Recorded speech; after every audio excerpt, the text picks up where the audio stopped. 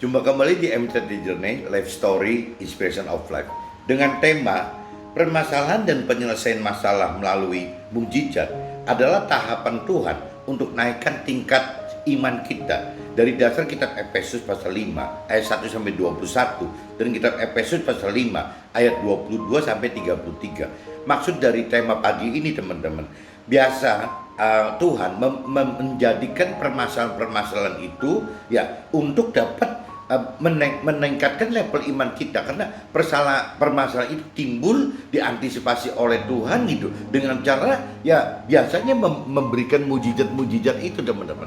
Meskipun mujizat pada awal-awal orang yang belum dalam mengerti akan firman Tuhan, orang yang belum dewasa rohani, biasanya mujizat itu selalu diidentikan dengan berkat yang terkait duniawi teman-teman. Jadi penyelesaian permasalahan yang kaitannya dengan duniawi. Meskipun untuk level-level orang yang lebih dalam, lebih mengenal akan firman Tuhan, orang yang lebih mengerti akan firman Tuhan, berkat ini tidak cuma mujizat itu tidak hanya berupa berkat yang bentuknya duniawi, tapi bisa juga yang kaitannya dengan rohani teman-teman. Contoh misalnya, waktu saya sendiri mengalami mujizat pertama gitu pada tahun 2001, itu dasarnya saya sama sekali tidak mengerti akan pribadi Tuhan dan firman Tuhan. Ya ujung-ujungnya Tuhan cuma buktikan mujizat saya itu berupa hal-hal yang duniawi teman-teman. Sampai dalam pikiran perasaan saya tidak bisa mengelak bahwa memang Tuhan yang membuat mujizat itu terjadi, dan memang kalau tanpa ada mujizat itu ya permasalahan pada saat itu ya tidak akan beres teman. Nah dari situ timbul satu keyakinan dari pikiran perasaan saya gitu, karena baru level keyakinan bahwa Tuhan itu ada, Tuhan itu nyata. Nah, tapi biasanya nggak berhenti teman-teman. Untuk menaikkan level iman saya berikutnya, Tuhan kadang-kadang biarkan lagi, atau bahkan mungkin datangkan seperti Nabi Ayub, datangkan percobaan gitu ya, ujian cobaan untuk bisa ngalami permasalahan yang kedua teman-teman. Nah, timbul teman permasalahan kedua itu ya bukan wujudnya bentuknya duniawi, tapi wujudnya rohani. Nah, saya waktu itu tahun 2007 bisa menerima Tuhan teman. Padahal saya sampai hari ini keluarga besar saya itu belum bisa ada di dalam Tuhan itu, belum ada dalam firman Tuhan, belum ada di dalam Tuhan Allah gitu, masih dengan tradisi adat istiadat ya, masih yang cara-cara leluhur zaman dulu aja teman. Jadi saya sendiri yang sebagai minoritas di keluarga besar itu yang terima Tuhan dan di dalam firman Tuhan dan di dalam Tuhan gitu. Nah ini yang saya sedang belajar. Tapi setelah berkembang lagi teman, ada juga permasalahan datang lagi teman-teman, tidak dikaitkan dengan soal rohani saja, soal duniawi. 2007 2001 kan urusan duniawi, 2007 kaitannya kan dengan rohani teman-teman, mujizatnya. Nah 2011 timbul lagi permasalahan lagi urusan duniawi gitu, saya dengan istri saya gitu. Nah sekarang berjalannya waktu dari 2011 sampai 2022, rasanya ini juga akan timbul permasalahan baru lagi yang prosesnya untuk saya dan istri saya, tapi lebih terhadap istri saya. Jadi bagaimana level iman istri saya yang coba Tuhan garap untuk bisa lebih seimbang dengan level iman saya gitu. Karena prosesnya saya lebih dulu teman-teman. Meskipun secara agama, secara bertuhan, istri saya sudah secara simbolis, secara formalitas sudah terima Tuhan sebelum saya terima Tuhan teman. Tapi dalam arti kata ya cuman sebatas seperti orang berkeyakinan, karena kurang mengenal firman Tuhan dan kurang menghidupkan roh Tuhan di dalam kehidupan sehari-harinya istri saya gitu. Nah ini proses ini kalau saya lihat bagi yang berpasangan ini akan selalu begitu teman-teman. Jadi step by step. Jadi Tuhan selalu menjadikan permasalahan yang dihadapi itu, khususnya bagi suami istri, itu seperti pedang bermata dua teman. Jadi waktu istri terproses imannya, dan otomatis suami juga terproses imannya teman-teman. Jadi si istri dalam hal ini, dalam hal saya, keluarga saya, istri terproses dalam hal-hal duniawi gitu, tapi saya terproses dalam hal rohani karena melihat ulahnya istri saya yang kadang-kadang buat saya, karena saya sudah mengalami ya, jadi merasa aduh kok capek sekali sampai saya sering katakan ibarat kayak orang nyetir mobil gitu ya. Saya tahun 2011 sampai 2022 itu ibarat connect-nya gitu, co-pilotnya. Jadi saya tidak yang nyetir, tapi istri saya nyetir. Nah kadang-kadang teman-teman bisa merasakan kan yang namanya connect-nya atau co-pilotnya itu atau penumpangnya itu bisa lebih capek gitu daripada si sopir yang nyetir mobilnya. Apalagi kalau sedang mobilnya sedang mengalami permasalahan gitu. Yang di pinggirnya sopir ini yang capek sekali teman-teman. Nah ini yang saya rasakan ya, bagaimana dalam satu kejadian permasalahan, tapi Tuhan bisa proses si istri harus bagaimana dan suami harus bagaimana. Nah ini sebelum saya bicara sharing lebih lanjut teman-teman, saya coba bacakan dulu di kitab Efesus teman-teman. Efesus pasal 5 ayat 1 sampai ke 7 teman-teman. Perikopnya judulnya hidup sebagai anak-anak terang. Itu perikopnya judulnya itu. Sebab itu jadilah penurut-penurut Allah seperti anak-anak yang kekasih, dan hiduplah di dalam kasih sebagaimana Nabi Isa juga telah mengasihi kita dan telah menyerahkan dirinya Nabi Isa untuk kita sebagai persembahan dan korban yang harum bagi Allah. Secara Nasrani seperti itu teman-teman. Jadi Nabi Isa itu adalah korban gitu, korban bagi kita untuk melepaskan dosa-dosa awal Nabi Adam itu gitu. Tetapi percabulan dan rupa-rupa kecemaran atau keserakan disebut saja pun jangan di antara kamu, sebagaimana sepatutnya bagi orang kudus. Demikianlah juga perkataan kotor, yang kosong atau yang sembrono, karena hal-hal ini tidak pantas, tetapi sebaliknya ucapkanlah syukur. Karena ingatlah ini baik-baik, tidak ada orang sundal, orang cemar, atau orang serakah, artinya penyembah berhala, yang mendapat bagian di dalam kerajaan Tuhan Allah gitu. Janganlah kamu disesatkan orang dengan kata-kata yang hampa, karena hal-hal yang demikian mendatangkan murka Allah atas orang-orang durhaka. Sebab itu janganlah kamu berkawan dengan mereka. Nah ini kalau diinspirasi saya teman-teman, Efesus pasal 5 ayat 1 sampai 7 mengalami mukjizat pada tahun 2001, membawa kepada pengenalan baru akan makna hidup yang berbeda dengan yang dilakukan dalam kehidupan dunia oleh karena kebiasaan, pola dan cara hidup keluarga atau teman-teman di sekitaran yang masih umum sekali teman, di mana keberadaan akan Tuhan dan firman Tuhan sama sekali tidak dikaitkan dalam kehidupan sehari-hari pada saat itu teman-teman. Jadi sebelum 2001 saya sudah umur 40 itu, saya mengalami dari lahir sampai 40 itu benar-benar tidak dengan hidup itu harus mengenal firman Tuhan Allah, harus mengikuti perintah peraturan firman Allah gitu. Hidup itu harus bersama roh Tuhan Allah. Pada saat itu saya tidak mengenal apa-apa teman-teman, sebelum tahun 2001. Nah 2001 itu saya pribadi mulai mengalami teman-teman bahwa dalam hidup itu ternyata ada firman Tuhan Allah dan ada roh Tuhan Allah yang memang mesti dilibatkan dalam kehidupan kita sehari-hari. Tapi karena waktu tidak ada yang mengajar saya, tidak ada yang mengarahkan saya gitu, akhirnya ya saya tidak mengenal apa-apa sampai tahun 2000 itu saya tidak mengenal apa-apa teman. 2001 itu ya setat bahwa Tuhan membuat mujizat kepada saya, hal duniawi, bahwa ya problem saya itu, permasalahan saya itu bisa diatasi oleh Tuhan dengan mudah sekali teman-teman.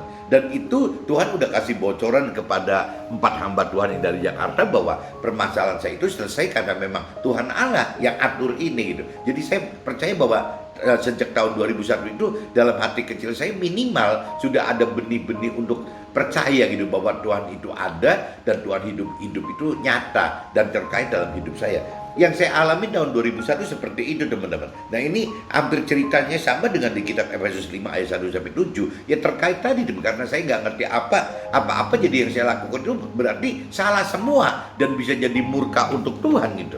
Nah ini saya lanjut lagi di kitab Efesus pasal 5 ayat 8 sampai 13 teman. Memang dahulu kamu adalah kegelapan, tetapi sekarang kamu adalah terang di dalam Tuhan. Sebab itu hiduplah sebagai anak-anak terang, karena terang hanya berbuah kebaikan dan keadilan, kebenaran dan kebenaran. Dan ujilah apa yang berkenan kepada Tuhan.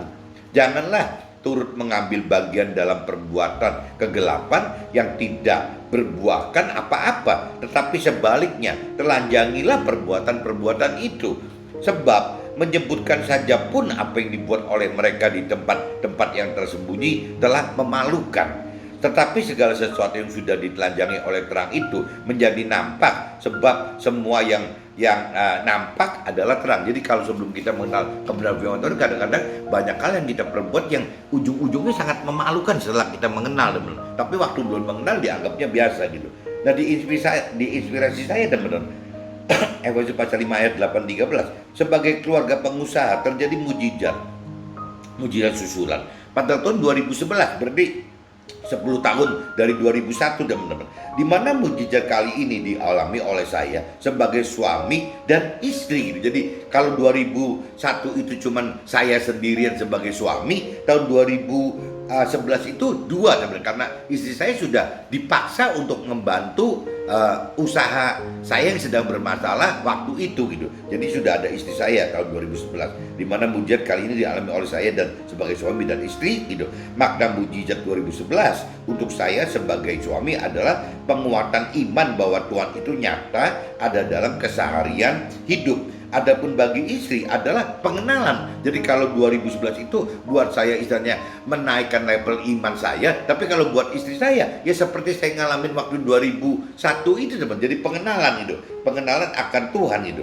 Adapun bagi istri adalah pengenalan baru seperti yang saya alami mujizat pada 2001. Jadi cara kerja Tuhan itu bertahap seperti itu untuk suami istri, teman-teman. Nah, kalau kita lanjut lagi di Efesus pasal 5 ayat 14-21, teman-teman. 14-21. Itulah sebabnya dikatakan, bangunlah hai kamu yang tidur, dan bangkitlah dari antara orang mati, dan Nabi Isa akan percaya atas kamu. Karena itu perhatikanlah dengan seksama bagaimana kamu hidup, janganlah seperti orang bebal, tetapi seperti orang arif, dan pergunakanlah waktu yang ada, karena hari-hari ini adalah jahat. Sebab itu janganlah kamu bodoh, tetapi usahakanlah supaya kamu mengerti kehendak Tuhan. Dan janganlah kamu mabuk oleh anggur, karena anggur menimbulkan hawa nafsu. Tetapi hendaklah kamu penuh dengan roh, dan berkata-katalah seorang kepada yang lain dalam mazmur, kidung, puji-pujian, dan nyanyian rohani. Bernyanyi dan bersoraklah bagi Tuhan dengan segenap hati. Ucaplah syukur senantiasa atas segala sesuatu dalam nama Tuhan kita kepada Allah dan Tuhan Allah kita gitu. Dan rendahkanlah dirimu seorang kepada yang lain di dalam takut akan firman Tuhan atau dalam Tuhan gitu. Nah, ini kalau diinspirasi saya, teman-teman, Efesus pasal 5 ayat 14-21, periode mujizat 2011 tidak gerakan hati untuk masuk dalam operasional. Jadi saya tidak tergerak sama sekali waktu mujizat terjadi tahun 2011, teman-teman, tidak tergerak sama sekali untuk bisa membantu mengelola usaha itu gitu. Nah, ini teman-teman, saya cerita bahwa sebelum 2011 saya 2007 itu mengalami terima Tuhan, teman-teman. Nah, itu sebagai mujizat juga, tapi ya mujizat yang berupa mujizat rohani, teman-teman. Kalau 2011 mujizat lagi, duniawi lagi, nggak beda dengan 2001, cuman nilainya jauh lebih gede, teman-teman, berlipat-lipat hampir 6 kali gitu tuh. Jadi kembali lagi saya baca dari awal, periode mujizat 2011 tidak gerakan hati untuk masuk dalam operasional usaha. Jadi istri dengan tim kerja mengelola usaha, dan pada tahun 2022 timbul kesalahan baru soal keuangan oleh karena salah pengelolaan usaha. Karena istri saya kan bukan pebisnis, teman-teman, cuma karena terpaksa membantu akhirnya begitu. Nah, sayanya tidak tergerak gitu. Jadi akhirnya malah timbul permasalahan di istri saya gitu. Ya sehingga ya ditambah lagi istri saya mengalami zamannya pandemi Covid ini kan, ya makin krisis moneter lagi, teman-teman. Jadi udah salah kelola usaha, ditambah lagi ada pandemi Covid gitu. Ya udah jadi krisis moneternya krisis moneternya bertambah-tambah gitu, teman. Itu yang dialami seperti itu, teman-teman. Dan saya coba lanjut lagi di kitab Efesus 5 ayat 22-27, teman-teman. Perikopnya judulnya, kasih Tuhan adalah dasar hidup suami istri. Kasih Tuhan adalah dasar hidup suami istri.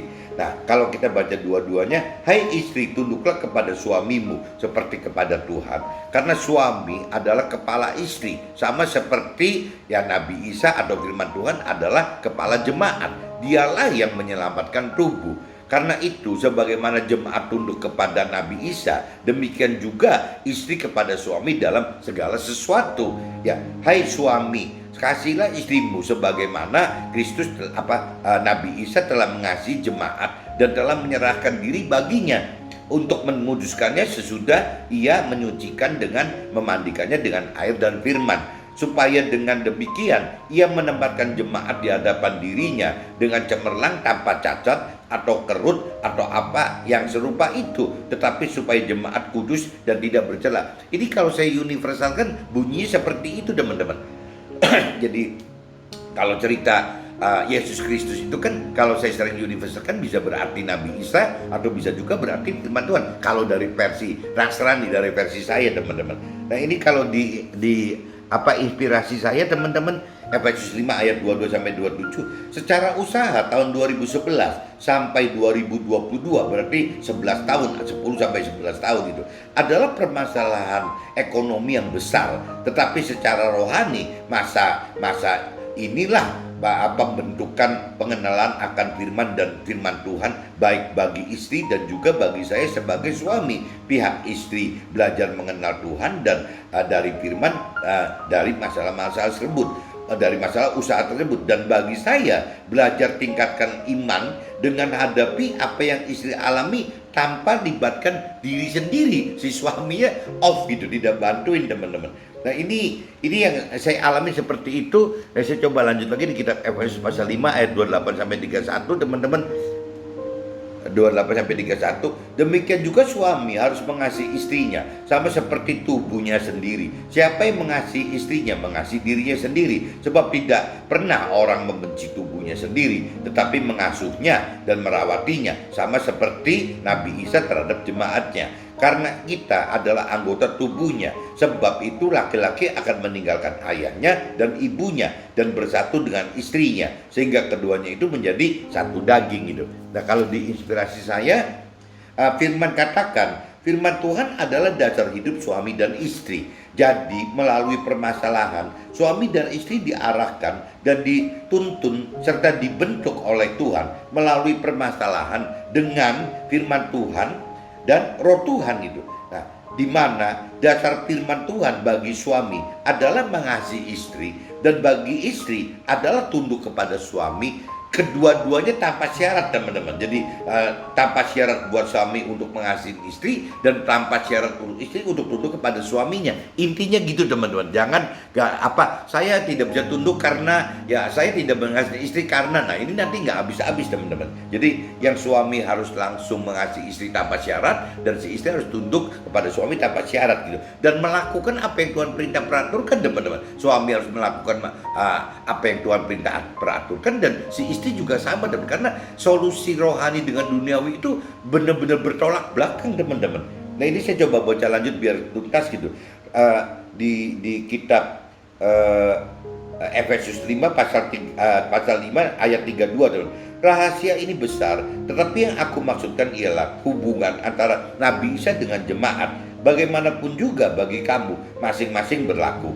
Kasihlah istrimu dengan seperti dirimu sendiri, dan istri hendaklah menghormati suaminya gitu. Nah ini kalau diinspirasi saya teman-teman, ada Efesus pasal 5 ayat 32 sampai 33. Dasar hidup suami dan istri adalah rahasia besar dasar hubungan antar Tuhan dan manusia. Bagaimana Tuhan adalah suami dari sisi rohani, dan yang namanya manusia, baik laki atau perempuan, bagi suami atau istri adalah mempelai Tuhan. Dari sisi rohani adalah istrinya Tuhan. Jadi kita ini mempelainya Tuhan itu, kita manusia, laki-laki atau perempuan, suami atau istri adalah istrinya Tuhan gitu. Nah Tuhan adalah suaminya. Nah kita bagaimana bisa sebagai istri, manusia ini sebagai istri, ya bagaimana bisa tunduk kepada Tuhan dan menghormati Tuhan. Intinya itu teman-teman. Jadi kembali lagi tema pagi ini teman-teman, permasalahan dan penyelesaian masalah melalui mujizat adalah tahapan-tahapan untuk naikkan tingkat iman kita.